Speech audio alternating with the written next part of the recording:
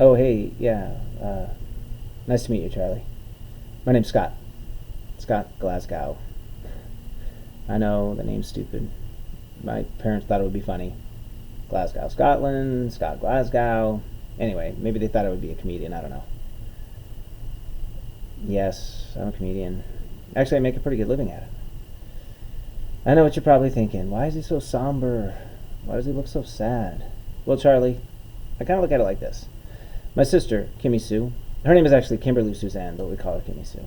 Anyway, she is a second grade teacher, but if you ever met her in person, you'd think she was a truck driver, right? She cusses like crazy, always dropping the F-bomb. I said to her once, Jesus, Kimmy Sue, why do you curse so much? And she was like, I have to watch my language all the time in the classroom, so when I leave school, I just let it all out. Well, Charlie, that's how I feel about my job.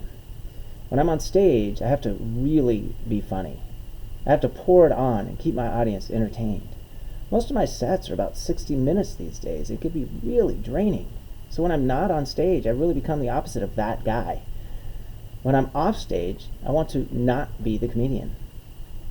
I hate it when I'm at a party and people are like, Scott, you're a comedian, tell us a joke. I don't like that people expect me to be funny all the time.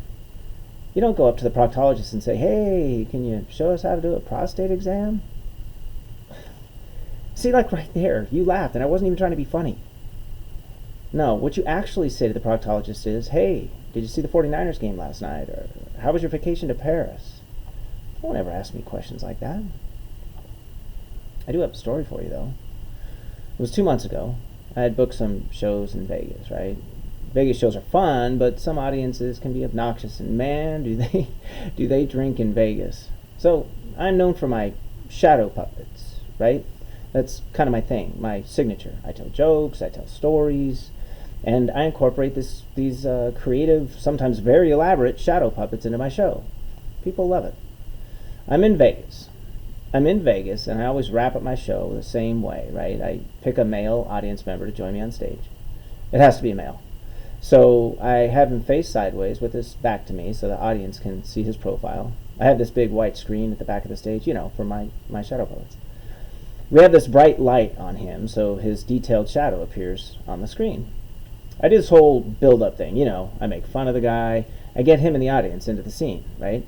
So finally, I tell everyone that I can recreate his profile exactly like his using my hands, and the shadow will appear right next to his on the screen. I tell the guy, no matter what, do not move. I want to get it just right.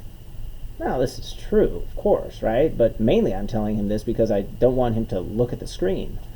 Now, as I'm manipulating my hands to create the shadow, I'm telling jokes and talking about the attractive women in the audience.